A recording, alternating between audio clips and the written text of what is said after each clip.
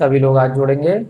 मंगलम भगवान वीरो, मंगलम गौतमो गणी, मंगलम कुंद कुंदाध्यो, जैन धर्मोस्तु मंगलम।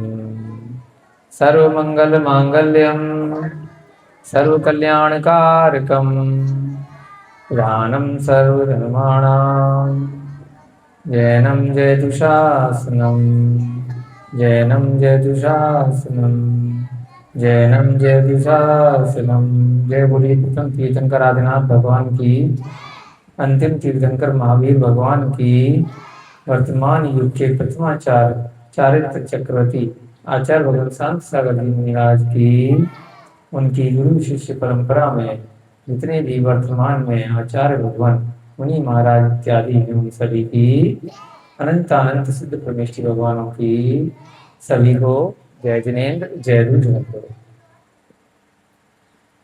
आज एक बार पुनः हम सभी लोग अपनी परीक्षा लेने के लिए इस पंचम काल में धर्म परीक्षा ग्रंथ का स्वाध्याय कर रहे हैं। संस्कृत भाषा में रचित आचार्य अमित गति महाराज द्वारा यह ग्रंथ लिखा गया है। उसका अनुवाद हिंदी भाषा में वर्तमान में हमारे समक्ष उपलब्ध है। चतुर्थ अध्याय इसका चल रहा है। मनोवेग की और पवन वेग की अत्यंत रोमांचित करने वाली धर्म कथा का हम लोग मिलकर के श्रवण कर रहे हैं। बहुत पुण्योदय से हमारा भी पुण्य का उदय है, आपका भी पुण्य का उदय है। चाहे यहाँ छोटे छोटे बच्चे हैं या बड़े लोग हैं, बुद्धि का स्तर चाहे थोड़ा कम है या ज़्यादा है, फिर भी अपने अपने स्तर के अनुसार कुछ न कुछ हम सभी सीख रहे हैं। किसी की थोड़ा कुशाग्र बुद्धि होती है, किसी की थोड़ा मंद होती है, लेकिन फिर भी कुछ न कुछ तो बुद्धि में जाता ही है। तो चाहे छोटे बच्चे बैठे हैं, फिर भी कुछ तो सीख ही रहे हैं। आप लोग भी जो यहाँ पर अध्यापक हैं, इतने दिनों से इन बच्चों के साथ में बहुत परिश्रम करते हैं। कुछ न कुछ तो बच्चे सीख करके आगे बढ़ते ही हैं। क्षणभंगुर ये जीवन है, अनादिकाल से इस आत्मा ने न जाने कितने भव कितनी पर्याय में बिता दिए।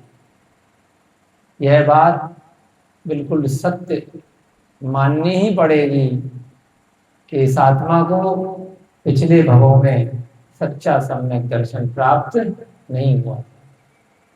इसके कारण से हम इस भव सागर में यहाँ वहाँ अभी तक भटक रहे हैं। लगता है कि हमने बहुत कुछ प्राप्त कर लिया, बहुत कुछ अचीव कर लिया, धनोपार्जन, वैभव, सुख, संपदा, संतुष्टि, बहुत सारी चीजें हमने प्राप्त कर ली। बहुत सारी पुस्तकें आती हैं, बहुत सारे उपदेश आते हैं, बहुत सारे टीवी पर, मोबाइल पर, तरह तरह की मैगजीन पर हाईली सक्सेसफुल पीपल, सबसे ज्यादा अमीर लोग, उनकी सूचियां निकलती।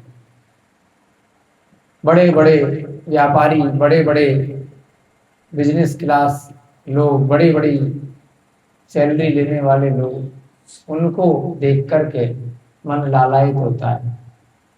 बड़े बड़े पद पे रहने वाले राजनेता, बड़े बड़े अधिकारी, बड़े बड़े अभिनेता, सेलिब्रिटी होते हैं ना, हीरो हीरोइन, उनको देख करके हमें भी उनके जैसा बनने का मन करता है। परंतु वे सभी हम सभी की तरह सम्यक दृष्टि नहीं।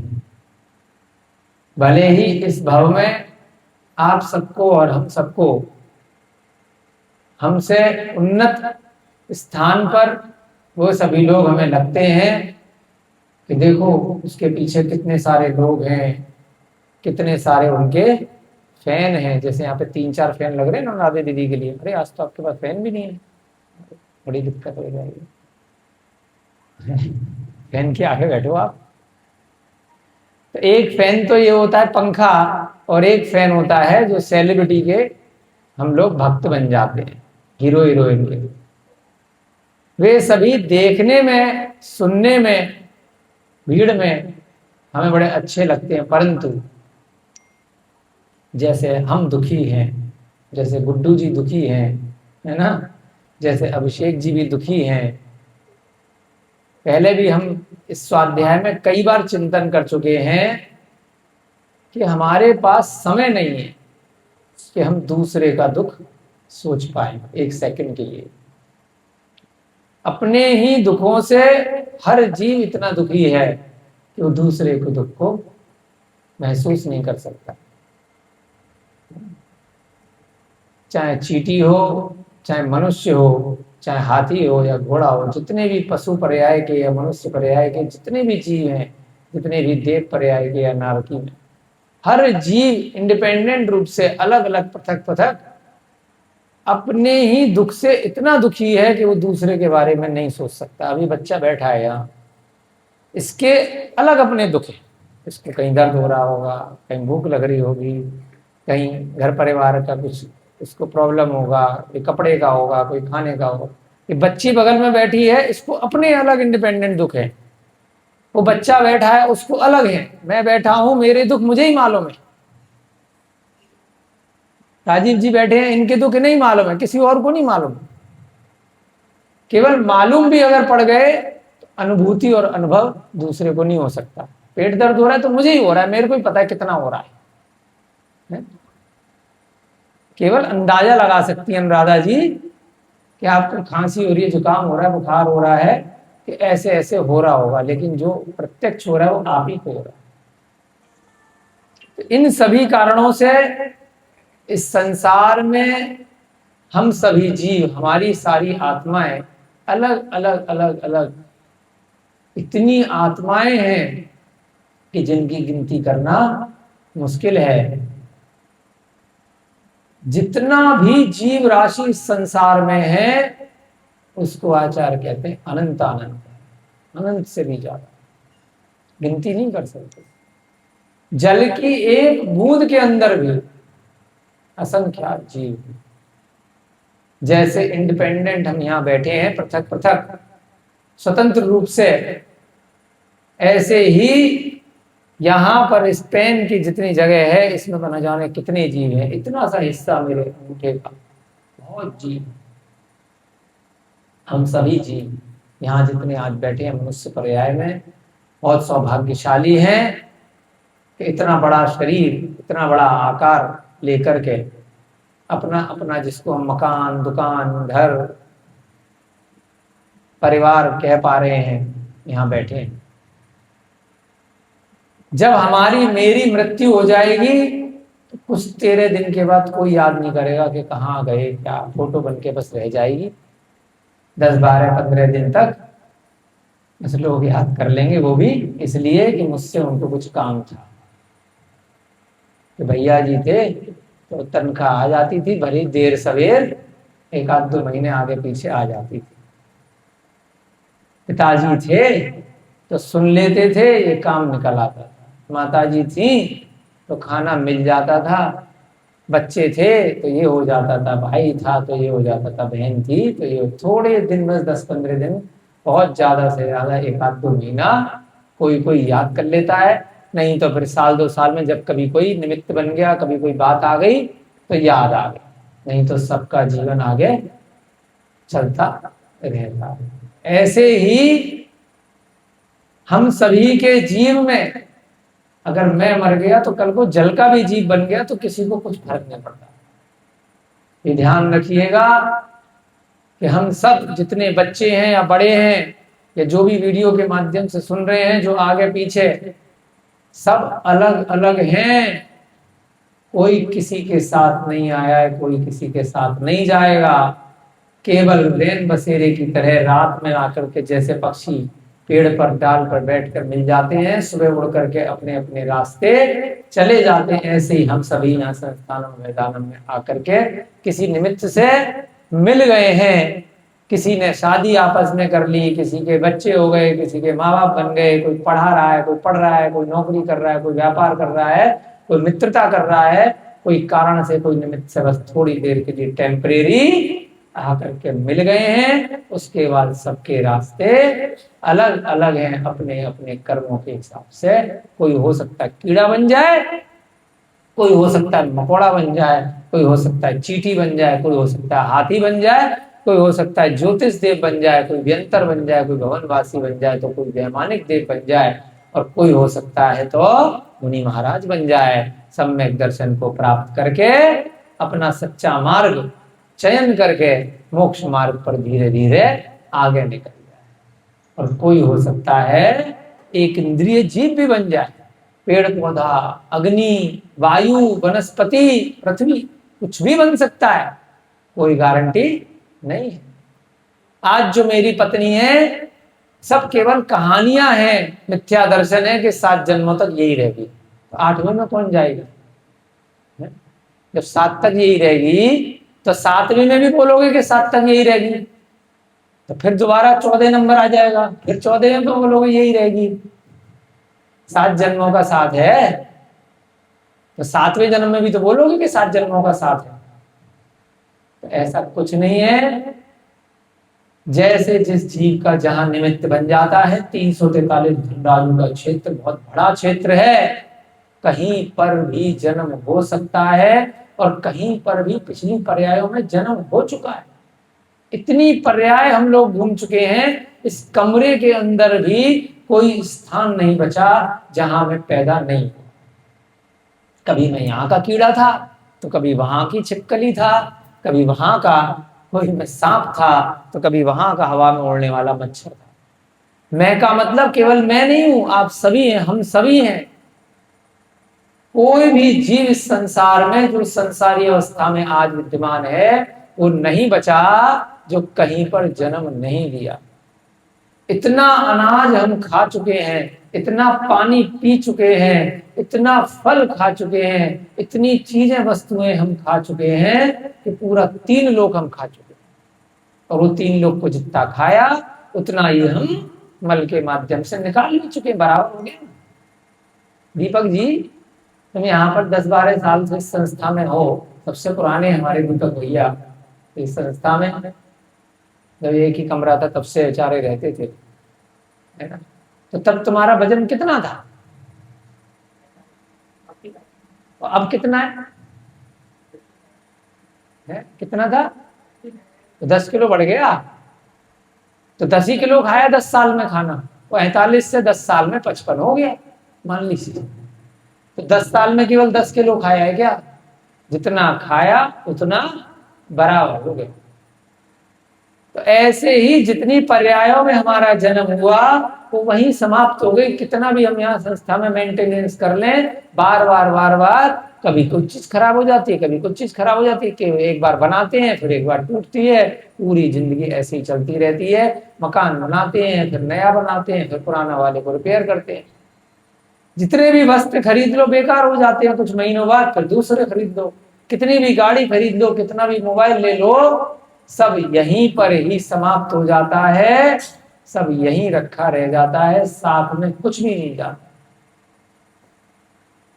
हम सभी को यह सम्यक दर्शन की कथा, मनोवेग की और उसके दोस्त पवन वेग की कथा बस यह बता रही है। यह अपने हमें अंतरात्मा में हमें यह ध्यान रखना है, इससे प्रेरणा लेनी है कि इससे पहले जितने अनादि जीवन हमने निकाल दिए, कोई गिनती नहीं है।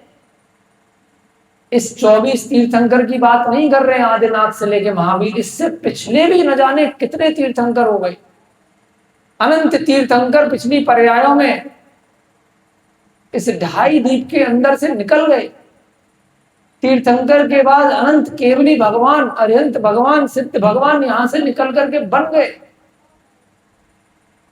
उन सारे भवों में हमारी आत्मा इस संसार में विद्यमान थी और आज भी।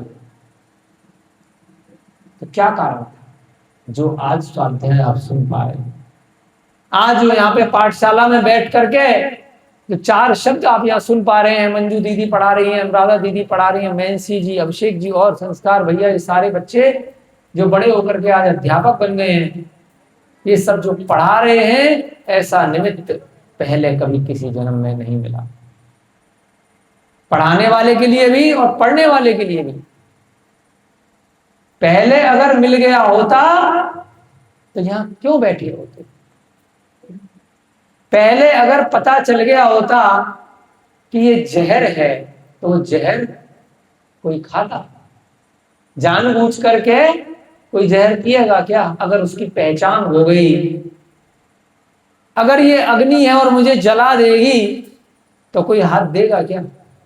ये सांप है मुझे काट लेगा तो उसकी ओखली में कोई सर देख के चेक करेगा कि देख लूं कि सांप है कि नहीं है? उदाहरण आता है ना, ओखली में सर दे दिया, क्या मतलब है?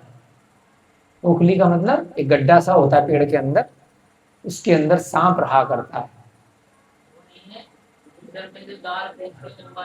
हाँ, एक ओखली होता है, एक ओखली इस टाइप से होता है, ओखली में सांप के लिए वो भी होता है, सांप के लिए।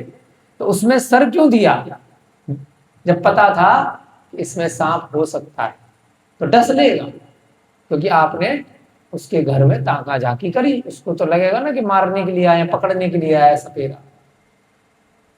तो जब जानकारी है कि ये खतरनाक चीज है, हमें नुकसान पहुंचा सकती है, तो उससे पंगा लेना क्यों? चाहे कोई व्यक्ति है, चाहे कोई वस्तु है। जब पता है कि यह बिजली का नंगा तार है तो अभिषेक जी ने पकड़ा क्यों?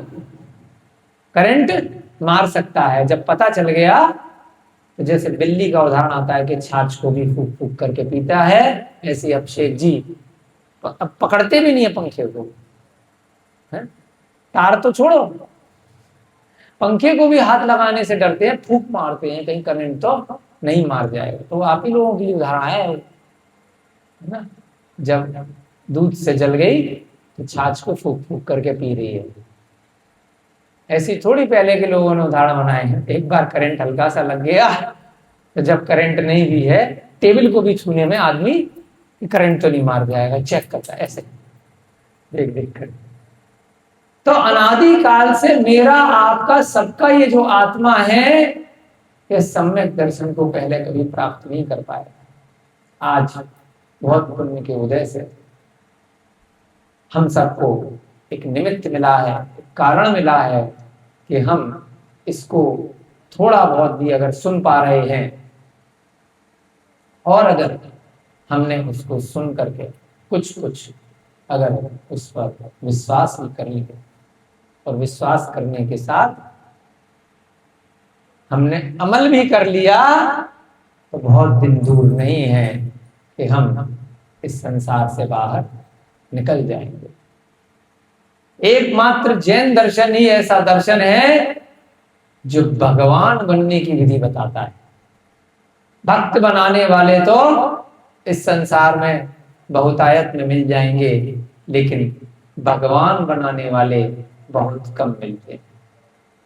जितने भी आचार्य हैं, जितने भी तीर्थंकर हैं, जितने भी साधर्मी विद्वान हैं, जिन्होंने सम्यक दर्शन की विस्तृत व्याख्या करी है, जिन्होंने उसको हम लोगों के लिए सरल भाषा में समझाने का प्रयास किया है, उनके लिए हम बहुत उपकारी हैं कि उन्होंने स्वयं का भी कल्याण करने का प्रयास किया है, और साथ साथ हमें भी इस भवसागर से निकालने के लिए उपदेश दिए कि इस संसार में जो सुख हमें नजर आ रहा है, जो अभी हमने कुछ सेलिब्रिटीज का उदाहरण दे करके बताया, कुछ धनवान लोगों का उदाहरण दे करके बताया कि आप लोग और हम लोग सभी उन लोगों को संसार में देख करके कि हमसे बहुत श्रेष्ठ हैं, उनके पास बहुत रुपया पैसा, बड़े बड़े पद, धन धान्य, न जाने क्या क्या है, तो हमें भी वो प्राप्त कैसे होगा? हम उनके फैन बनकर हम भी उनका अनुसरण करने लग जाते हैं, उनके फैन फॉलोइंग बन जाते हैं, फॉलोअर बन जाते हैं, है ना। हम उनकी वीडियोस को लाइक करने लग जाते हैं और बार बार हम वैसा ही बनने का प्रयास करते हैं। परंतु जैन दर्शन कहता है कि भगवान राम का चरित्र सुनो, भगवान आदिनाथ का चरित्र सुनो, भगवान हनुमान का चरित्र सुनो, भगवान लव कुश का चरित्र सुनो, भगवान नेमिनाथ का चरित्र सुनो और उनके फैन फॉलोअर बनने का प्रयास करो कि भगवान राम ने क्या किया था, भगवान हनुमान ने सृष्टि में आकर के क्या किया। जितने भी तीर्थंकर 63 सलाका पुरुष इस काल में हुए हैं और इससे पिछले भवों में भी हुए हैं, उनके ग्रंथ, उनके उपदेश, उनका जीवन चरित्र किसी ना किसी प्रकार से यदि आप लोगों को उपलब्ध हो जाए या हमें उपलब्ध हो जाए तो उसको पढ़ कर उनके जैसा बनने का प्रयास करो। सेलिब्रिटीज के, धनवान लोगों के फैन बनने की बजाय ऐसे लोगों के फैन बनो जिन्होंने इस संसार समुद्र को पार कर लिया, यहां से पार करके निकल गए हैं और भगवान बन गए, ईश्वर बन गए, गॉड बन गए। जीओडी गॉड, गॉड माने प्रभु, भगवान, ईश्वर। उनको गॉड क्यों कहा? क्योंकि अब वो इस संसार में वापस नहीं आने वाले। ऐसे भगवानों ने भगवान बनने के लिए क्या कार्य किए उसको पढ़ो, उसको समझो और अगर आप भी वैसा बनना चाहते हैं तो जो काम उन्होंने किया था वो काम आप करने लगो। शुरुआत कैसे करी थी? कषाय नहीं करनी है, पाप नहीं करने हैं, इस जीवन को उन्नत बनाने के लिए जीव हिंसा नहीं करनी है। जो जो मार्ग उन्होंने बताया उन्होंने भी कहीं से सीखा, उसका अनुसरण किया, उन्होंने हमें बताया, हम अनुसरण करें, हम आगे वाले के लिए बताएं, वो अनुसरण करें, हम भी निकल जाएंगे, वो आगे वाले भी अपना जीवन पूरा करके निकल जाएंगे। पर दादाजी ने मार्ग दादाजी को बताया, दादाजी ने पिताजी को बताया, पिताजी ने हमें बताया, हम पिताजी बन गए, हम बच्चों को बताएंगे। ऐसे ही संसार आगे चला जा रहा है और पहले भी अनादि काल से चला आ रहा है। तो ये मनोवेग की कथा, पवन वेग की कथा, वहां पटना में बैठे हुए वो लोग हैं, मिथ्या दर्शन में लिप्त बहुत सारी जनता है, ब्राह्मण लोग वहां बैठे हैं, पवन वेग भी थोड़ा बहुत मिथ्यात्व में लिप्त है, परंतु मनोवेग अंदर से बिल्कुल पक्का वाला सम्यक दृष्टि है, परंतु दूसरे को सम्यक दृष्टि बनाने के लिए बहुत ही इच्छुक है। उसके लिए वहां पर एक मधुकर नाम के व्यक्ति की कथा सुना रहा है कि किस प्रकार से मधुकर नाम के व्यक्ति को 16 मुक्के से पिटाई करके भगा दिया गया। तो अगर मैं भी कोई सत्य कथा बताऊंगा जो लोगों को थोड़ी बुरी लग जाएगी, जिसका प्रचार नहीं हुआ है, तो वे लोग भी मुझे 16 मुक्के से मार करके भगा देंगे। प्रत्यक्ष जो सामने चीजें दिखाई देती हैं, फिर भी प्रचार के कारण से, प्रसिद्धि के कारण से जो मिथ्या वाली चीजें होती हैं, जो असत्य चीजें होती हैं, उनको हम सच मानने लगते हैं। 1-2 दिन बीच में आपकी कक्षा नहीं लगी, जो होता है अच्छे के लिए होता है। हमारा एक विवाह में जाना हुआ मथुरा, परसों से 1 दिन पहले, हम और यहाँ विजय भैया जी और एक सम्यक भैया जी, हमारी धर्म पत्नी और बेटा जा रहे थे। यहीं आपके नोएडा नगर के बाहर निकलते ही जो ग्रंथ में लिखा है, हमने प्रत्यक्ष सामने देखा, इन दोनों को भी दिखाया, प्रत्यक्ष देखा, वीडियो भी बनाई है, हो सकेगा तो आप लोगों को दिखाएंगे। 2 सूरज हम लोगों ने सबने वहां पे देखे 3 दिन पहले यहीं पर नोएडा में, आमने सामने। और इतने दिनों से, इतने सालों से बच्चों को, बड़ों को, सारा मीडिया, सारे अखबार, सारा स्कूल एक सूरज की कहानी सिखाता है। प्रत्यक्ष दिखाए, विजय भैया जी ने भी देखे, वीडियो भी बनाई बैठ करके। हाँ सॉरी, हाँ सम्यक और दीपक थे, विजय नहीं था। दीपक अभी था ना, तो मुंह से विजय निकल गया, दीपक अभी बाहर चला गया। एक सूरज यहां निकल रहा है, एक सूरज यहां निकल रहा है शाम को, सबको दिख रहा है, लेकिन प्रसिद्धि के कारण से आंखें बंद करके लोग जा रहे हैं। किसी के पास अपने दुखों से टारगेट है, गाड़ी चलानी है, वहां पहुंचना, किसी को फुर्सत ही नहीं है। इधर भी सूरज दिख रहा है चमकता हुआ और इधर भी बादल साफ दिख रहा है, सूर्य की लालिमा लिया हुआ, यहीं नोएडा में, ज्यादा पुरानी बात नहीं, 3 दिन पुरानी बात है, 6 तारीख की। तो ये सम्यक दर्शन में हमें प्रत्यक्ष प्रमाण दिख रहा है कि भगवान की वाणी गलत नहीं हो सकती है। बाकी कितना भी आप प्रचार कर लो, वह प्रचार के माध्यम से कितना भी आप झूठ को सच बनाने का प्रयास करो, लेकिन जम्मू द्वीप के अंदर 2 सूर्य हैं तो हैं लिखे, और लवण समुद्र के अंदर उसके दुगने हैं। तो हो सकता है कि जम्मू द्वीप वाला दूसरा सूर्य हो या लवण समुद्र से प्रकाश दे रहा हो, लेकिन 2 सूर्य बिल्कुल प्रत्यक्ष दिखाई दे रहे, साक्षात। फिर भी दुष्प्रचार के कारण से हम सभी लोग इतनी मार्केटिंग में अंधे हो गए कि जो सामने दिख रहा है उसे हम कुछ और मान लेते हैं। यह जैन दर्शन सीधे सीधे भगवान की वाणी है, जिस पे कोई प्रश्न चिन्ह नहीं लगा सकता। विश्वास कर लोगे तो कल्याण कर लोगे, विश्वास नहीं करोगे, निकंचित भाव से अगर चलोगे तो आगे बढ़ जाओगे। अगर इस पे अगर आप शंका रखोगे, निकांक्षित शंका, आकांक्षा रहित, किसी भी प्रकार की शंका रहित अगर हमने भगवान की वाणी को पूरी तरह से अगर विश्वास कर लिया कि यह मार्ग है बाहर निकलने का, यह पगडंडी है, यह रास्ता है, भले ही दिखाई नहीं दे रहा लंबा मार्ग है, लेकिन अगर हमने मान लिया तो हम पहुंच जाए। ट्रेन की टिकट लेते हैं सागर से, कहां से आते हो आप, वो मवई से ट्रेन की टिकट लेते हैं, विश्वास करके बैठ जाते हैं ना कि दिल्ली तक जाएगी। पूछते तो नहीं भाई साहब कहां ले जा रहे हो, बार बार घंटी बजा करके ट्रेन में बैठ के, अरे कहां ले जा रहा भाई, रास्ता देखा हुआ नहीं है। विश्वास करके बैठ जाते हो टिकट लेकर, हवाई जहाज की टिकट लेकर के, बस की टिकट लेकर के बैठ जाते हो ना, कहीं से भी घुमा फिरा करके पहुंचा देगा। ऐसा विश्वास देता टिकट लेने में आप सरकार का, बस वाले का, ट्रेन वाले का, ड्राइवर का, ऑटो वाले का कर लेते हो, ऐसा ही विश्वास भगवान का भी कर लो कि उसने जो रास्ता बता दिया है वह रास्ता सही है, टिकट लेके रख लो।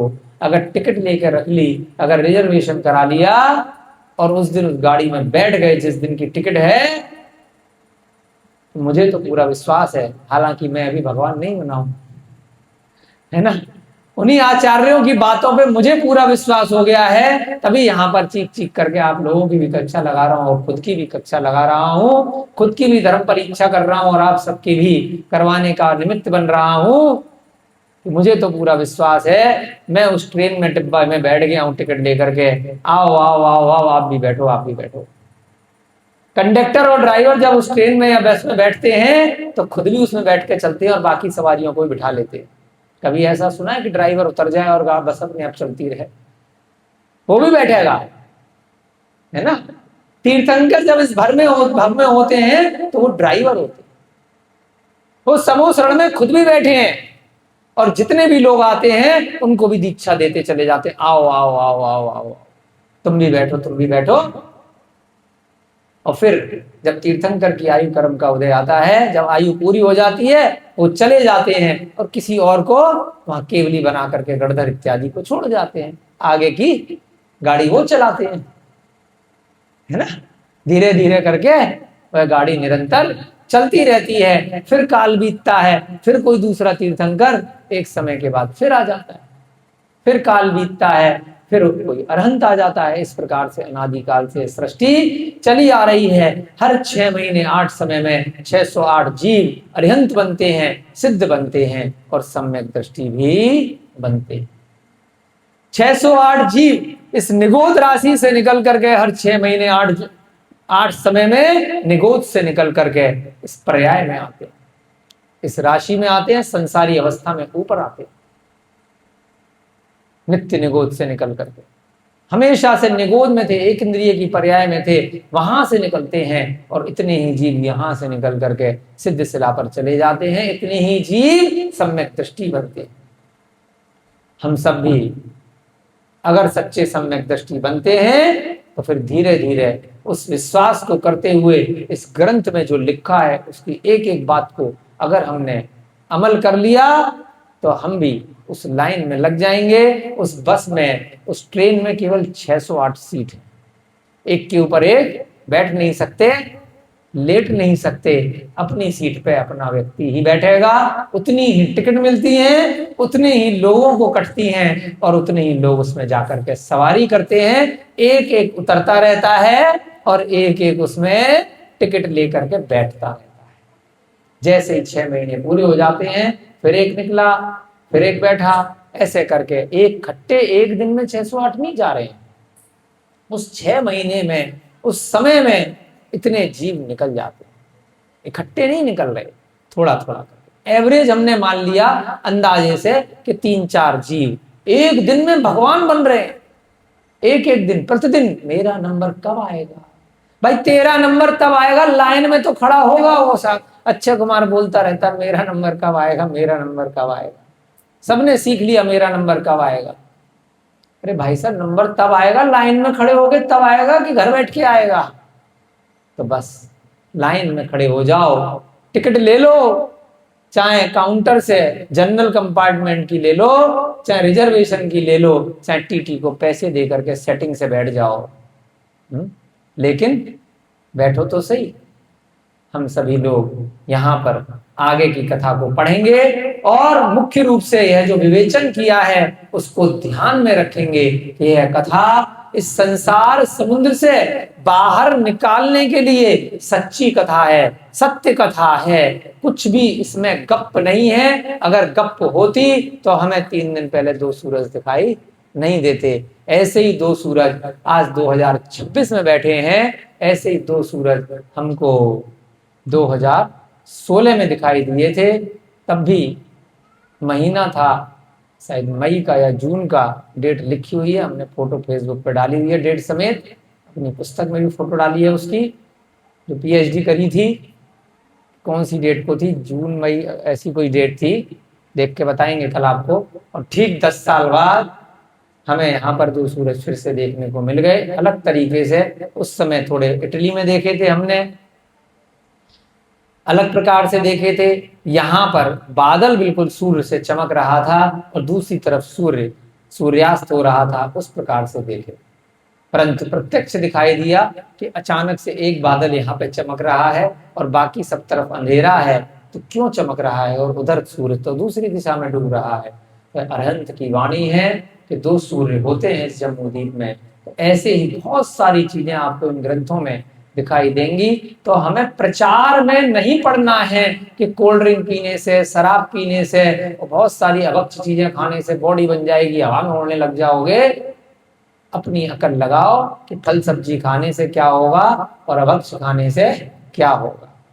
तो ऐसे ही यहाँ पर अपनी अकल लगानी है। उधर कुरंगी में आसक्त होकर इच्छा अनुसार भोग को भोगते हुए उसका बहुत सा समय इस प्रकार बीत गया, जिस प्रकार की क्या गया। हाँ, किसकी बात चल रही है यहाँ पर? जो ब्राह्मण ने प्रश्न पूछा है, किससे पूछा है? मनोवेग से, कि 10 मूर्ख आपने गिनाए, उन 10 मूर्खों के बारे में थोड़ा सा बताइए। तो पहले मूर्ख के बारे में उसने बताना शुरू किया, रक्त व दुष्ट। रेवा नदी में एक सामंत नगर है, उस सामंत नगर में एक शूद्र उसका राजा है, सेनापति है, मालिक है। वहां पर वह बहुत अमीर हो जाता है, धन धान्य से परिपूर्ण हो जाता है। उसके 2 पत्नियां होती हैं, 2 बीवियां होती हैं, गंगा और पार्वती, जैसे महादेव की 2 पत्नियां बताई हैं। और उसकी गंगा पार्वती के समान 2 बीवियों के क्या नाम है? एक का नाम है सुंदरी और दूसरे का नाम है कुरंगी। पहली स्त्री बूढ़ी हो चुकी थी। अलग अलग समय पे, अलग अलग काल में, जब जिसके पास पैसा होता है वो एक से ज्यादा शादियां कर लेता है।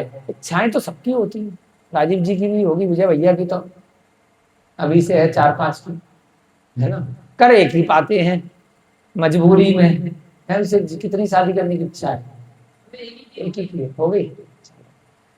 लेकिन पैसा वैसा बहुत होगा तो 2-4 हो ही जाएंगे। शादी नहीं करोगे, वैसे ही रख लोगे महल में। अच्छा, पैसे का दान करोगे, शादी नहीं करोगे। बहुत सुंदर बेटा, जब होगा। और अगर क्षेत्रकाल भाव ऐसे होंगे तो हो जाती हैं, कोई बात नहीं, अभी बीवी बगल में बैठी, इससे बोलना पड़ रहा है। परंतु इसने क्या किया, 2 शादियां कर ली, एक बूढ़ी हो गई और एक जवान थी। तो बूढ़ी को बोला कि तू एक काम कर, तेरे को मैं मकान और तेरे बेटे के लिए अलग अलग कुछ रुपया पैसा दे देता हूँ, अलग रह ले, थोड़ा डिस्टरबेंस कम हो जाएगी और मैं जो है नई बीवी के साथ रह लेता हूं। परंतु जो पुरानी बीवी थी, जो वृद्धा थी, वो बड़ी अच्छी थी। उसने कहा कोई बात नहीं, मेरे को कोई आपत्ति नहीं है। अभी पूरा 100% तो नहीं पता, अभी 3-4 दिन पहले कोई बता रहा था कि आमिर खान ने 6ठी साल में शादी करी है, तीसरी करी है, 60 साल। तो किसी ने वीडियो दिखाई, पहली पत्नियों को भी बुला रखा था, है ना। अलग अलग तरह का सिस्टम होता है। बहुत साल पहले एक टॉम क्रूज करके बड़े फेमस हीरो हुआ करते थे, उनका भी हमने ऐसी पढ़ा था, 15-16 शादियां कर रखी है। हर नई पिक्चर बनाते हैं, एक नई शादी कर लेते हैं, है ना। खुद 50-60 साल के हो गए, 15-16 साल की लड़की से शादी कर आते हैं हर बार, 20 साल वाली से। तो ऐसे चलता है, कल्चर है अपना अपना जगह का। ऐसे ही यहां पर भी है, पहले भी होता हो, तभी ग्रंथ में लिखा भी है, तभी उस भाई साहब को शूद्र भी बोला है। उसके कार्य ऐसे हैं। अरे ठीक है, शादी कर लिया तो एक बीवी को छोड़ना क्यों है, तलाक क्यों देना है, अलग क्यों करना, उसको भी रख ले साथ में। भरत चक्रवर्ती की भी 96,000 थी, कोई दिक्कत थोड़ी थी। 16,000 अर्ध चक्रवर्ती की होते हैं, श्री कृष्ण जी की भी थी, सबके होती हैं अपने अपने पुण्य के उदय से। परंतु कभी इस प्रकार से छोड़ना नहीं चाहिए। परंतु थोड़ा अलग टाइप का आदमी है ये जो ग्रामकूट है, रेवा नदी के पास में सामंत नगर में रहता है। इसने अपनी पुरानी बीवी को बोला कि तू अलग रह ले। पुरानी बीवी ने कहा कोई बात नहीं, जैसा आप बोलो। उसको उसने 10 गाय दे दी, 2 दासियां दे दी, 2 हल चलाने के लिए उन गायों को, और 2 8 बैल दे दिए। तो भाई खेती बाड़ी अपनी इनसे करवाती गई। उधर कुरंगी में आसक्त होकर इच्छा अनुसार भोग को भोगते हुए उसका बहुत सा समय इस प्रकार बीत गया, जिस प्रकार से शराब के नशे में चूर होकर शराबी का बहुत सा समय बीत जाता है और उसे भान भी नहीं होता है। शराब के नशे को किससे तुलना करी है, वह पत्नी के साथ में भोग में लगा रहा। मकान दुकान इसकी चिंता नहीं रही। एक युवा उम्र होती है, पिक्चर देख देख करके गर्लफ्रेंड बॉयफ्रेंड बना लेते हैं, कॉलेज भेजते हैं माँ बाप पढ़ने के लिए, और बच्चे क्या करने लग जाते हैं, इश्क करने लग जाते हैं, चाहे लड़का हो या लड़की हो, क्योंकि ज्यादा काम तो होता नहीं है। जो पढ़ाई करनी थी, टारगेट पूरा करना था, 12वीं तक कर लिया।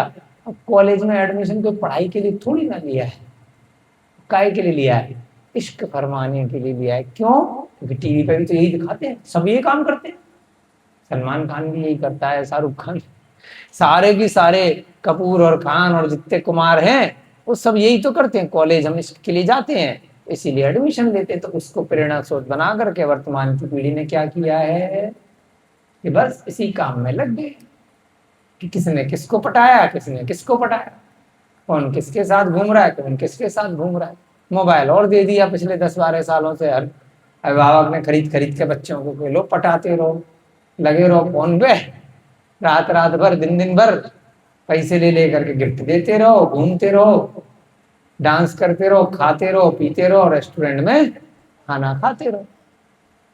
जब एग्जाम आएंगे 2-4-5 दिन, महीने 2 महीने, इंटरनेट से कॉपी पेस्ट करके थोड़ा बहुत स्टाइल मार के पेपर पर दे आना, यहाँ वहां से नकल नुकुल मार करके थोड़ा बहुत स्टाइल देख करके यहाँ वहां करेंगे काम। तो कॉलेज का जो सिस्टम है वही सिस्टम यहाँ पर उस बेचारे के साथ हुआ। वह कुरंगी के साथ इतना आसक्त हो गया, जिस प्रकार से नशे में धुत होकर के शराबी कई दिन तक पड़ा रहता है, उसे कैलेंडर की तारीख भी नहीं पता होती कि आज संडे है कि मंडे है, आज 13 तारीख है कि 14 तारीख है। पढ़ा है तो पढ़ा, 1 दिन पढ़ा है कि 2 दिन पढ़ा है कि 4 दिन पढ़ा है, फिर पी ली, फिर पढ़ा है, फिर पी ली, फिर पढ़ा, उसे कुछ होश ही नहीं रहता है। ऐसा ही वह मदहोश बेचारा, कौन, जो सामंत नगर का स्वामी है, वह अपनी नई नई बीवी के साथ में पड़ा रहता। वह ग्रामकूट सुंदर आकृति को धारण करने वाली और नवीन यौवन जवानी से विभूषित उस प्यारी पत्नी को पाकर के इंद्राणी से आलिंगित इंद्र को भी अपने से अधिक नहीं मानता था, उसे भी अपने से तुच्छ समझने लगा। अरे होगा इंद्र इंद्र कोई अपना, अपने घर में मेरी पत्नी और मैं तो आहा क्या आनंद है, घूम रहा है, गले में हाथ डाल के फिर रहा है, यहाँ जा रहा है वहां जा रहा है, क्यों जगह जगह स्विट्जरलैंड जा रहा है, मनाली जा रहा है, शिमला जा रहा है, शिव जी है। तो सुंदर पत्नी के साथ में वह बेचारा इतना आसक्त हो गया कि वह स्वयं को भूल गया कि मैं कौन हूं, मैं किस कार्य के लिए, मेरा क्या उद्देश्य है, मैं क्या कार्य करता हूं, मैं यहाँ का राजा हूं, मुझे यहाँ का भी सिस्टम संभालना है। अगर हम लगे रहें 2-4 शादियां करके एक ही शादी के साथ चला ली फिर तो संस्था। आप लोग भी देखते होंगे ना कि भैया जी पूराचार्य सुबह से लगे रहते हैं 4-5 बजे से, क्यों, जिम्मेदारी। कई बार हमें लगता है कि इससे अच्छा तो हम भी कहीं नौकरी भौकरी कर रहे होते, तो 2-4-5 दिन की छुट्टी लेकर के अभिषेक जी की तरह 10 दिन की छुट्टी ली, फोन बंद, अपना काम खत्म। हमें लगभग 21 साल हो गए, अनुराधा जी कहती हैं कि मुझे तो कम से कम 2 दिन तो छुट्टी मिलनी चाहिए महीने में। हमने कहा चलो 4 दिन तो छुट्टी मिलनी चाहिए। अब हमसे पूछिए हमने कितनी छुट्टी ली है पिछले 21 साल में, 1 घंटे की भी छुट्टी नहीं है। लोगों को लगता है यहाँ वहां चले गए, दूसरी जगह भी चले गए तो कल तो संस्था के काम रहे, चाहे फोन के माध्यम से या लोगों को लगा करके काम पर। हमने तो 21 साल में 1 घंटे की भी छुट्टी नहीं मिली, बस सोते हैं तो उतनी देर के लिए छुट्टी मिल जाती है, 2, 4, 6, 8 घंटे। तो ऐसे ही जिम्मेदारी व्यक्ति की होती है तो उसको सोने नहीं देती, उसको छुट्टी में घूमने नहीं देती। अगर छुट्टी में कहीं चले भी गए, घूमने भी लग गए, तो चिंता संस्था की सताती रहती है, आप बच्चों की सताती रहती है, यहाँ पर जो काम चल रहा है गुरुकुल ठीक से चल रहा है कि नहीं, मंदिर चल रहा है कि नहीं, सब व्यवस्थित है कि नहीं, सब काम हो रहा है कि नहीं हो रहा है, उसकी चिंता लगी रहती है। जैसे कि अभिषेक जी अपने घर से यहाँ भले ही आ गए हो, अपने घर की चिंता लगी रहेगी कि वहां पर पैसा ठीक से आपका पहुंच रहा है नहीं पहुंच रहा है, चूल्हा जला है कि नहीं जला है, दवाई घर वालों की हुई है नहीं हुई है, सब व्यवस्थित मेरे बीवी बच्चे परिवार वाले हैं कि नहीं है, दीपक जी यहाँ आ गए फरियाबाद की चिंता, यहाँ पर मेरा बीवी बच्चा माँ की व्यवस्था हो रही है कि नहीं हो रही है। तो उस काम से इनकी कभी छुट्टी नहीं है, भले ही ऑफिस से ये 4 दिन की छुट्टी लेके चले जाएंगे, लेकिन जो जिम्मेदारी है उस जिम्मेदारी से आप कभी छुट्टी से नहीं जा पाएंगे। आप घोड़े बेच करके नहीं सो पाएंगे, आप मदोमस्त होकर के शराब पी करके आप नहीं पढ़ सकते कि 4 से 8 दिन के लिए आप पढ़ गए मोबाइल बंद करके। आज के समय में क्योंकि मोबाइल से कनेक्शन है तो मजबूरी भी है और उसका कुछ नुकसान भी है, फायदा भी है नुकसान भी है। तो ऐसे यहाँ पर उस सामंत नगर के स्वामी ने क्या गड़बड़ कर दी कि वह अपनी जिम्मेदारियों से भूल गया। इतनी बड़ी जिम्मेदारी राज्य के उसके ऊपर थी और उसने क्या किया, नई पत्नी के यौवन के वशीभूत होकर के, क्या सुंदर है मेरी बीवी, इंद्र भी इसके सामने फेल है, अप्सराएं भी इसके सामने फेल है, ऐसी सुंदर पत्नी को पाकर के पगला रहा। पुरुष के वृद्ध हो जाने पर उसमें अनुरक्त स्त्री सुशोभित नहीं होती। आदमी बूढ़ा हो जाए तो बीवी भी उसमें ज्यादा दिल नहीं लगाती। पुराने कंबल में स्थित रेशमी वस्त्र क्या कभी शोभायमान होता है? नहीं होता है। रजाई का कवर अगर पुराना हो, अंदर नया नया रुई भर दो, ओढ़ोगे क्या? गंदी लगेगी ना। अपन अभी सफाई करवा रहे थे ना कि पुराना पुराना कबाड़ है भाई, फेंको, अच्छा नहीं लग रहा। बारिश में कई चीजें खराब हो गई, अभी खाट खराब हो गई। विनय जी बोले अरे भैया इसी को ठीक करा लेते हैं। हमने कहा भैया उसको एक्सचेंज करके नया ले लेना, कुछ डिस्काउंट मिल जाएगा, लेकिन पुरानी को ठीक करा करके टाइम खराब होगा। वही यहाँ लिखा है कि पुराने कंबल माने ऊपर का जो कवर है, खोल, रजाई का खोल, उसके अंदर अगर रेशमी वस्त्र डाल दिए तो शोभा को प्राप्त नहीं होते, कोई ओढ़ेगा नहीं, बदबू आएगी।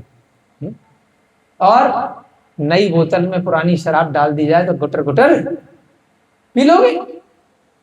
सड़ा हुआ मल मूत्र भर के नई नई बोतल में विटामिन युक्त हॉर्लिक्स कह के बेच दिया जाए तो खरीद के कोल्ड ड्रिंक कह करके, शराब कह करके, ब्रेड कह करके, बहुत सारी चीजें, महीनों पुराना सड़ा हुआ बर्गर कह करके बेच दिया जाए। कवर बड़ा अच्छा सा है, रेस्टोरेंट में एसी चल रहा है, 6-6 महीने 1-1 साल पुराना सड़ा हुआ वो आटा मैदा पिज्जा बना करके 1-1 साल पुराना सड़ा हुआ, चॉकलेट कई साल पुरानी, टॉफी की एक्सपायरी कभी खत्म ही नहीं होने वाली, चिप्स पैकेट, कुरकुरे और न जाने कितनी हजारों लाखों करोड़ों प्रकार की अभक्ष्य पदार्थ क्या करते हैं, पैकिंग बस नहीं होती है वो प्लास्टिक वाली, तो अंदर का माल पैकिंग बड़ी अच्छी है, खा लो। परंतु यहां पर क्या कहा कि अगर आदमी बूढ़ा हो जाए तो बीवी जो है उसमें ज्यादा अनुरक्त नहीं रहती। बाल क्यों कार्य करता है आदमी? राजीव अंकल जी कर रखे बैठे हैं क्या? कौन बैठा पीछे? बाबा बैठे। अंकल जी, राजीव अंकल जी ने बाल काले कर रखे हैं क्या? मैंने ध्यान नहीं दिया। कर रखे हैं? बाल काले करते हैं? हाँ देखो, आपके लिए करते हैं बेचारे, है ना। शादी के बाद अगर कोई बाल काले कर रहा है, इतना टाइम खराब कर रहा है, तो इसलिए कर रहा है कहीं मेरी बीवी भाग ना जाए, डर रहा है बीवी से, है ना। उसका मेरे अंदर से रुचि बनी रहे, खाना वाना टाइम पे दे दे कि मेरे ही पति हैं, जैसा लेकर के आई थी, जिसको माला पहनाई थी वही है ये, कोई बूढ़ा नहीं मेरे साथ आ गया। तो इसलिए बेचारा डेली सेब बना बना करके चमक करके रहेगा, बाल काले करके, दूसरी उसे कोई पत्नी ना मिलने वाली बुढ़ापे में। डंडा लेकर के अनुराधा जी बैठी रहेंगी तो कहां से बेचारा दूसरी पत्नी ले आएगा या दूसरी गर्लफ्रेंड या इधर उधर, मतलब ही नहीं। वो सब कहानियों में कोई एक आधा निकल आता है, फिल्मों में। साधारण तौर पर बेचारा शादी के बाद कोई व्यक्ति ऐसा नहीं होता खूंखार कि दूसरी ले आए। शादी से पहले घुमा ले 2-4-5 वो बात अलग है, शादी के बाद इतना आसान तो नहीं है इस पंचम काल में, अपने देश में, कम से कम भारत देश में, जहां महिलाओं के पक्ष में इतने कानून हैं, इतने सेना है, इतने समाज सेवक हैं, यहाँ इतना आसान नहीं बचा। परंतु यहाँ शास्त्र में गाथा आई है कि वृद्ध अगर पति हो जाए तो पत्नी उसमें ज्यादा इंटरेस्ट शो नहीं करती, अनुरक्त नहीं रहती। इसी प्रकार से पुराने कंबल में स्थित रेशमी वस्त्र शोभायमान नहीं होता, अच्छा नहीं लगता है। जो जरा रूप स्त्री का तिरस्कार करके युवती का, स्त्री का सेवन करता है, वह शीघ्र ही विपत्ति से पीड़ित हो जाता है। अब यहाँ पर उसके कर्मों के लिए आचार्य भगवान ने कुछ बात बताई है, उसको सुनकर के वह मनोवेग यहाँ पर उस ब्राह्मण को बता रहा है। क्या बता रहा है? कि जैसा करोगे वैसा आपके साथ भी होगा। अगर आपने किसी के साथ बुरा किया है तो कर्मों का फल घूम फिर करके तुम्हारे साथ भी आएगा, आज नहीं तो कल तुम्हें भी कुछ ना कुछ विपत्ति आएगी। उस बेचारी बूढ़ी वृद्धा पत्नी ने कुछ नहीं कहा, लेकिन शांति से जो पति ने कहा, ये तेरे को मकान दे रहा हूं, ये तेरे को 2 नौकर, 8 बैल, 10 गाय और 2 हल चलाने वाले 2 व्यक्ति दे देता हूं, तू खुश रह, मस्त रह और अपना टाइम पास कर आराम से। दुखी मन से वह बेचारी अपने कर्मों को दोष देते हुए वह अपना जीवन यापन कर रही है, लेकिन जिसने बुरा किया है उसको घुमा फिरा करके उस कर्म का उदय आएगा। यहां पर भी जरा रूप, जरा माने बुढ़ापा, जरा रूप स्त्री का तिरस्कार करके जो युवती स्त्री है, जो युवा है, उसका सेवन कर रहा था, तो शीघ्र ही विपत्ति से पीड़ित किया जाएगा। विपत्ति यानी कि या तो धन चला जाएगा, या रोग हो जाएंगे, है? या कोई और समस्या आ जाएगी, कुछ ना कुछ तो उसके साथ भी अपने आप ऑटोमेटिक होगा। कुछ भी हमारे साथ अगर बुरा होता है तो जो प्रत्यक्ष रूप से सामने कर रहा है, हमें उसका दोष न दे करके उसको परेशान ना करके हमें क्या सोचना चाहिए कि हमारे ही किसी न किसी कर्म के उदय से यह कार्य हो रहा है। कुछ भी हमारे को रोग आया, कुछ धन संपत्ति का हमारा वियोग हो गया, जो हमारे पास था, कोई इष्ट व्यक्ति था हमारा जिसके बिना हम नहीं रह सकते थे, वो हमसे दूर चला गया। तो ये सब किस कारण से हो रहा है? हमने कोई ना कोई गलत कार्य किसी और के साथ किया था। आज हमारी आंख नहीं है तो हमने किसी और की आंख फोड़ी होगी, आज पैर नहीं है तो किसी पैर तोड़े होंगे, पता नहीं है, याद नहीं है, लेकिन ऐसा कहावतों में आता है, ग्रंथों में भी बिल्कुल इसी प्रकार से आता है। कुछ और कारण हमने किसी न किसी के साथ कभी ना कभी किया होगा। अवश्य ही वह भविष्य में कोई ना कोई विपत्ति से ग्रसित होगा।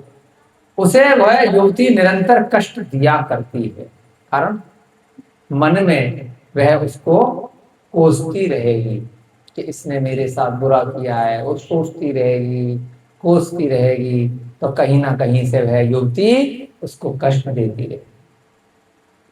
युवती स्त्री को छोड़कर दूसरी कोई भी वस्तु वृद्ध पुरुष के दुख को बढ़ाने वाली नहीं है। उसे सबसे अधिक दुख देने वाली वह युवती स्त्री ही है। ठीक ही है, अग्नि की ज्वाला को छोड़कर और दूसरा संताप का कारण कौन हो सकता है? युवती निरंतर कष्ट दिया करती है। उस व्यक्ति ने क्या किया कि जो वृद्ध स्त्री थी, जरा माने वृद्धा, वृद्ध स्त्री जो थी उसका तिरस्कार कर दिया और युवा वाली जो उसको नई पत्नी मिल गई उसके साथ रहने लग गया। लेकिन युवा की डिमांड रहेगी ना, आज मेरे लिए ये लाओ, आज मेरे लिए वहां घुमा के लाओ, आज मुझे यहाँ रेस्टोरेंट में खाना खिला के लाओ, आज मुझे वहां स्विट्जरलैंड ले जाओ। अब पैसे कहाँ से लाओगे इतने रोज रोज? टाइम भी चाहिए, पैसा भी चाहिए। तो वह युवती जो स्त्री थी वह निरंतर किसी ना किसी रूप में उसको कष्ट देने लगी। अग्नि की ज्वाला को छोड़कर और दूसरा संताप का कारण कौन हो सकता है? युवती स्त्री को छोड़कर दूसरी कोई भी वस्तु वृद्ध पुरुष के दुख को बढ़ाने वाली नहीं है। अब बूढ़े के साथ अगर उसकी बूढ़ी ही स्त्री है तो दोनों बुढ़ापे में एक दूसरे का हाथ थाम करके समय काट लेंगे। एक कहेगा मुझे भी दीक्षा लेनी है तो दूसरी स्त्री कहेगी मैं भी तुम्हारे साथ ले लूंगी। एक कहेगा भाई शिखरजी चलना है, वो कहेगी चलो हमें भी ले चलो। है एक कहेगा मनाली चलना है, वो कहेगी हमें भी ले चलो, है ना। अभिषेक जी कहेंगे मेरे मनाली के पीछे पड़ गए भैया जी।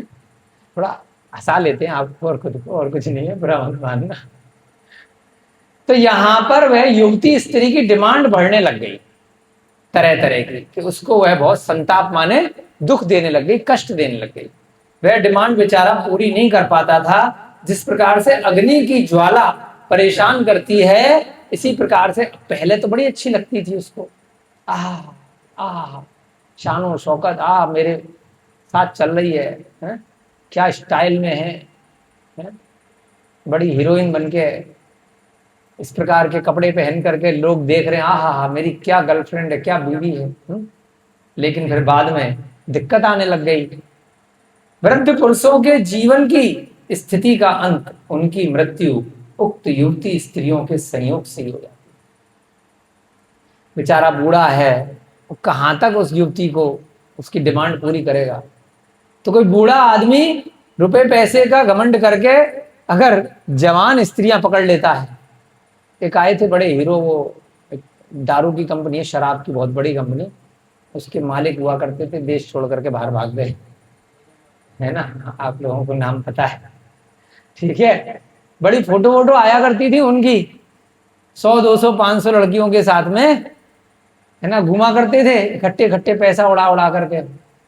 आज उन्हीं के चक्कर में देश छोड़ करके भाग गए, सारा पैसा वहीं बर्बाद हो गया, लेकिन खुद अपने देश से फरार हैं, बाहर हैं, रुपए पैसे के लिए लालायित हैं, रोटी रोटी के लिए मोहताज है, कुछ नहीं आज उनके पास, ऐसा सुनने में आता है। हो सकता है थोड़ा बहुत तो कुछ होएगा ही, बचा कुचा, लेकिन अपने घर अपने देश वापस नहीं आ पा रहे, बेइज्जती की जिंदगी छुप करके भाग करके भगवड़ा जीवन व्यतीत कर रहे हैं। तो यहां पर भी यही कहा है, अनादिकाल से यही उदाहरण चले आ रहे हैं कि वृद्ध व्यक्ति है, हो सकता है हमारे बाबा जी की तरह कुछ साल अंत तक आराम से निकाल ले, लेकिन अगर हमारे बाबा जी अगर युवती से शादी कर लेंगे तो अभी जैसे चला फिरा नहीं जा रहा, उसके लिए उसके शॉपिंग के बैग भी लेकर के घूमने पड़ेंगे।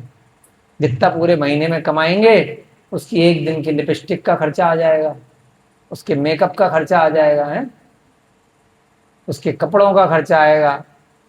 तो इस प्रकार से वृद्ध व्यक्ति बेचारा, उसकी मृत्यु युवती स्त्रियों के संयोग से हो जाती है, अगर वह पैसा दिखा करके अगर युवा से शादी कर ले। वज्राग्नि की शिखा का संयोग होने पर भला सूखे वृक्ष की स्थिति कहां से रह सकती है। सूखी लकड़ियां होती है ना, जल्दी जल जाती हैं, गीली लकड़ी देर से जलती है। मुझे भैया जी जलाते रहते हैं, इनको पता है चूल्हे में। उधर मैंने भैया जी भी लकड़ियां इकट्ठी कर रहे थे सूखी सूखी। तो वज्राग्नि जो वज्र को भी जला दे, वज्र सबसे कठोर धातु होती है ना, शिला होती है वज्र की शिला। वज्र विषभ नाराज सहनन, इतना भयंकर होता है, कितने गोलियां चला दो, कितने हथौड़े मार लो, मरता नहीं, इतना ज्यादा सहनन होता है वज्र का। वज्र धातु इस संसार की सबसे कठोर धातुओं में गिनी जाती है। वज्र को भी जलाने वाली जो अग्नि होती है, वज्राग्नि की शिखा का संयोग होने पर भला सूखे वृक्ष की स्थिति कहां से रह सकती। वज्र को जलाने वाली जो अग्नि है, जो आग है, और पास में कोई सूखी लकड़ियां पड़ी हैं, सूखा हुआ वृक्ष है पुराना, उसको वह मिनटों में जला दे। बहुधान्य के अनुराग रूप सूर्य के द्वारा विकास को प्राप्त हुए उस कुरंगी के मुख रूप कमल का अवलोकन करते हुए राजा के कटक का अवस्थान हुआ। तब उस देश के राजा ने बहुधान्य को बुलाकर उससे कहा कि तुम कटक में जाओ और समुचित सामग्री को तैयार करो। बहुधान्य के अनुराग रूप सूर्य के द्वारा विकास को प्राप्त हुए उस कुरंगी के मुख रूप कमल का अवलोकन करते हुए राजा के कटक का अवस्थान हुआ। तब उस देश के राजा, बड़ी थोड़ी वैसी हिंदी है, थोड़ा समझने में टाइम लग रहा है, दोबारा पढ़ के फिर समझाते हैं। तब उस देश के राजा ने बहुधान्य जो व्यक्ति है सामंत नगर का, बुलाकर उससे कहा कि तुम कटक में जाओ और समुचित सामग्री को तैयार करो। उस समय वह राजा को नमस्कार करके यह निवेदन करता हुआ कि मैं ऐसा ही करता हूं, घर आ गया। वहां पर एकांत में स्थित प्रिया का गाढ़ आलिंगन करके उससे बोला कि हे कुरंगी, तू घर में रहना, मैं कटक में जाता हूं। क्योंकि जो सुख की इच्छा करते हैं उन्हें कभी अपने स्वामी की आज्ञा का उल्लंघन नहीं करना चाहिए। राजा बड़े एरिया का राजा है, छोटे एरिया का जैसे मुख्यमंत्री हुआ या नगर का नगर प्रमुख हुआ और देश का राजा हुआ, तो वो उस नगर का प्रमुख था। जैसे सूर्य के द्वारा विकास को प्राप्त होता है, बहुधान्य के अनुराग रूप सूर्य के द्वारा विकास को प्राप्त, उस कुरंगी के मुख रूप कमल का अवलोकन करते हुए राजा का कटक अवस्थान हुआ। यानी कि वहां का जो नगर का राजा है, उस पूरे देश का, कटक जैसे उड़ीसा में जो अभी वर्तमान में जगह है, अपना भी वहां पर संस्था का एक वहां मंदिर का कार्य चल रहा है। तो कटक में वह राजा पहुंचा। तब उसने बहुधान्य को बोला कि भाई तुम कटक में जाओ और समुचित सामग्री को तैयार करो। वहां पर उसको कोई कार्य दिया कटक में भेज करके। अब वह जो सामंत नगर का प्रमुख है, जिसका नाम है बहुधान्य, जैसे भाई हमने अभिषेक जी को बोला कि 10 दिन के लिए तुम्हें महाराष्ट्र में गए थे ना आप पीछे, आपने भी अपनी प्रिया को बोला भाई मेरे को 10-15 दिन के लिए ऐसे ऐसे जाना है, विशेष कार्य है ऑफिस का, संस्था का, तो तुम घर पे रहना शांति से और घर से बाहर मत निकलना, यहाँ बहुत सारे फालतू लोग घूमते हैं, आपको दिक्कत आई। तो यहां पर भी वह अपने घर गया, जब राजा ने कहा तुम्हें कुछ दिन के लिए सरकारी काम से कटक जाना है। तो जो बहुधान्य नाम का सामंत नगर का जो प्रमुख था, वह अपनी पत्नी, जो नई नई पत्नी थी, युवा पत्नी थी, उसका आलिंगन किया, गले मिला और उसको बोला, कुरंगी देख बेटा, तू घर में रही हो, मैं कटक जाता हूं, वहां सुख की इच्छा करते हैं, उन्हें कभी अपने स्वामी की आज्ञा का उल्लंघन नहीं करना चाहिए। अब कई बार हमारे यहाँ होता है, हमने भेजा वहीं जाना है तुम्हें, नहीं नहीं नहीं नहीं किसी और को भेज दो। तो ठीक है भाई, किसी और को भेजेंगे तो प्रमोशन भी किसी और को भेजेंगे, तनख्वाह बढ़ाने के टाइम मत आना कि तनख्वाह तो हमारी बढ़ा दो, और काम के लिए कभी कोई काम पड़ गया तो उनको भेज दो, हम नहीं करेंगे, हमें तो यही काम बताओ, तो हम देखेंगे ना किसको कहाँ भेजना है। तो अगर कोई कार्य है, कोई विशेष कार्य है, तो सबको भेजा जाता है। तो ऐसे ही वो समझदार आदमी था, जैसे हमारे अभिषेक जी एक बात पे चले जाते हैं ना, वहां गए अभी नोएडा, आप कह रहे हैं भाई झारसा जाएंगे, अब इनको बोलेंगे कि भाई उड़ीसा जाना है तो चल देंगे ना, मना तो नहीं करोगे, है ना। तो सुख, तो पत्नी ने कहा कहाँ जा रहे हो, मुझे भी लेके चलो।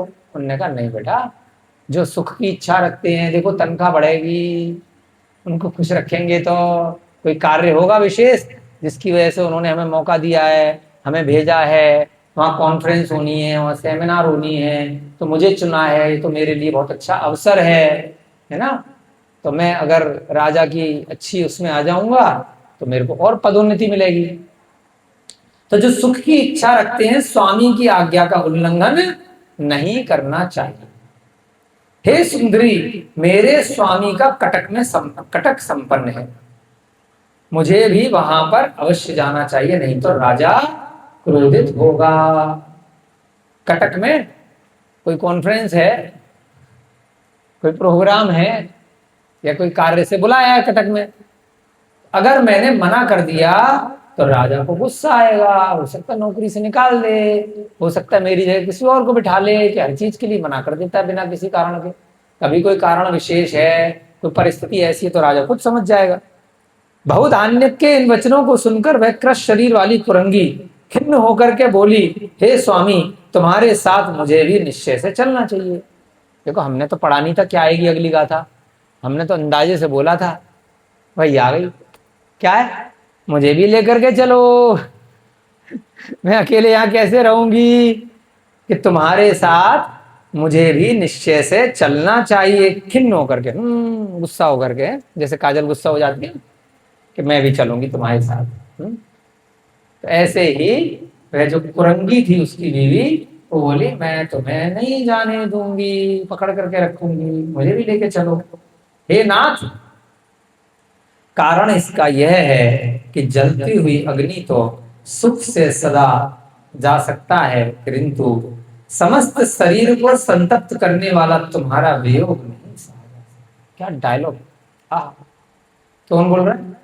कुरंगी बोल रही है, हे नाथ, मैं तुम्हारे साथ इसलिए जाना चाहती हूं क्योंकि जलती हुई अग्नि को तो सुख से सहा जा सकता है।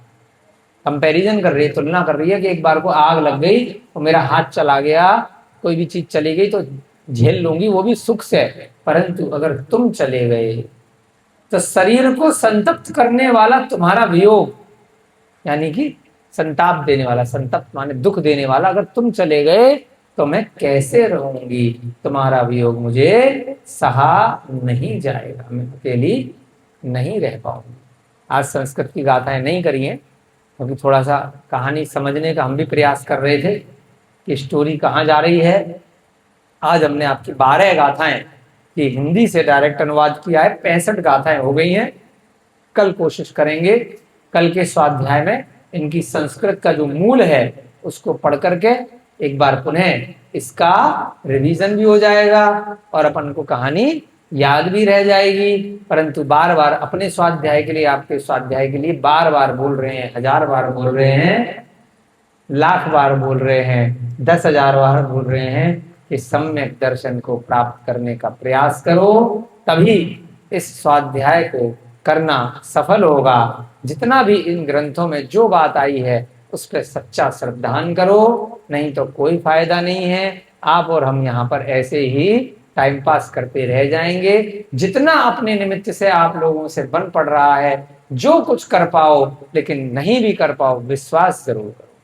एक ना एक दिन इस विश्वास की महिमा से मोक्ष मार्ग पर आगे बढ़ जाओगे। इस संसार समुद्र में इतने दुख हैं, इतने दुख हैं, इतने दुख हैं कि जिनकी गिनती न मैं कर सकता, न आप कर सकते, न कोई और जो संसारी अवस्था में न वो कर सकता है। इन्हीं भावनाओं के साथ में जय बोली महावीर भगवान की, अनंत आनंद सिद्ध परमेष्टि परमात्माओं की। सभी को जय जिनेन्द्र, जय दू।